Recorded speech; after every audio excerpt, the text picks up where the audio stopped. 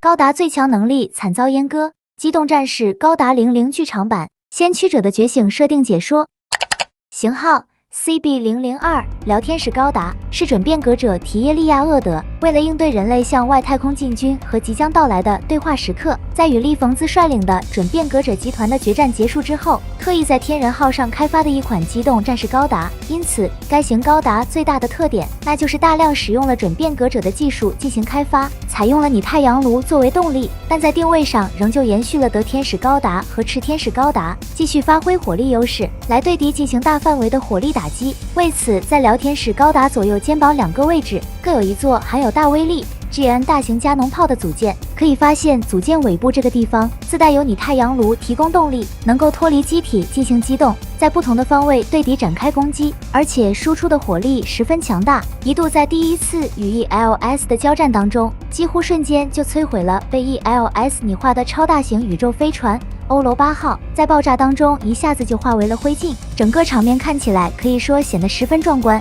使得其他的高达驾驶员在一旁都看得目瞪口呆。除了 GN 加农炮之外，该组件还增加了 GN 前爪，张开以后外观看起来就像是螃蟹的巨钳一样，一旦被抓住，很容易就被这个巨钳的强大力量给撕碎。也是在与 ELS 的初次战斗中，成功帮助了刹那将双欧高达被感染的一只手臂强行撕开，接着将被感染的部分直接击毁，从而化解了双欧高达被ELS 侵蚀同化的危机，直接一改天人组织在这场战斗中陷入劣势被动的局面。另外，手里还持有一把 GN 光束步枪，该枪是在纳德雷高达使用的 GN 光束步枪上发展而来，在提升了威力输出的同时，还增加了使用最新技术开发的晶体感测器。虽然枪上没有装备瞄准镜组件，但在精确射击方面的表现上依然十分优秀，射速也很快，能够较短的时间内连续击破多个目标。而在驾驶舱方面，使用的是准变革者 GNZ 系列机型驾驶舱的设计，由于驾驶舱相关的设计早已成熟稳定，所以这方面没有改动，直接沿用。倒是头部的造型与天人组织的高达趋同，相较之前准变革者的机型有了较大差别。其中额头位置有个比较大的圆形显示屏，当聊天使高达运行的时候，这块显示屏就会显示出机体的名字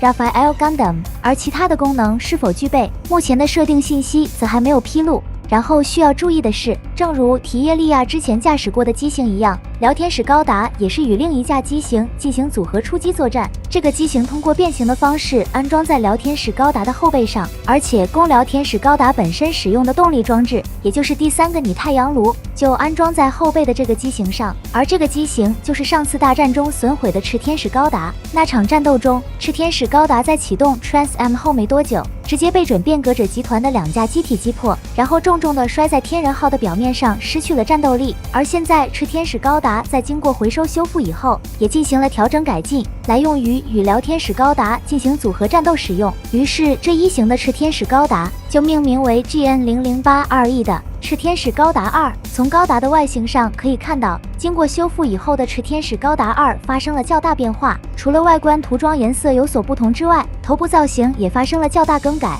取消了额头上向前突出的2根天线，并且取消了驾驶舱，相应增加了 Bit 控制系统，然后通过脑能量波进行遥控。而挂在聊天使高达肩膀2侧的钳子，其实是炽天使高达2的腿部，所以算上炽天使高达2的后背位置上的拟太阳炉，总共3个拟太阳炉均没有在聊天使高达上，因而聊天使高达相当于其他没有安装太阳炉的机型一样，通过 GN 电容器来接收 GN 粒子维持高达的运作，而且有了3个拟太阳炉的处理，使得炽天使高达2型的攻击输出极其强大，一度沉重打击了首批前来的地外生命体 ELS，丝毫不比同期天人组织使用原炉的高达机型逊色。除了 GN 加农炮之外，2个手臂还各携带了一把 GN 火箭炮，其输出的威力同样也十分巨大，是炽天使高达2脱离聊天使高达后主要的攻击手段。不过只有到比较紧急的时候，炽天使高达2才会脱离聊天使高达进行作战，也就是在第2次与 ELS 交战的时刻，刹那与地外生命体 ELS 对话再次失败，结果又一次面临被侵蚀同化的威胁。在这个紧急的情况下，提耶利亚驾驶聊天使高达继续挺身而出，在让炽天使高达2脱离变形后，自己便释放了脑能量波去引开 ELS。于是趁此机会遥控炽天使高达2将刹那所在的驾驶舱进行剥离，在自己完全未被感染侵蚀之际，将刹那转交到御天使高达手中。在御天使高达和妖天使高达撤离了以后，提耶利亚便启动 Trans-M， 让2架高达机体进行自爆，由此来拖住地外生命体 ELS， 尽可能让刹那早点脱离战场，退回到托勒密2号上。就这样，辽天使高达和炽天使高达2退出了这场与 ELS 的战斗。值得一提的是，这个为提耶利亚准备的机型居然没有具备提供全方位防护的 GN 立场能力，这一点实在让人觉得有点匪夷所思。虽然辽天使高达是在比较紧急的情况下开发而来，但之前天人号上早已开发过多款拥有 GN 立场的机型，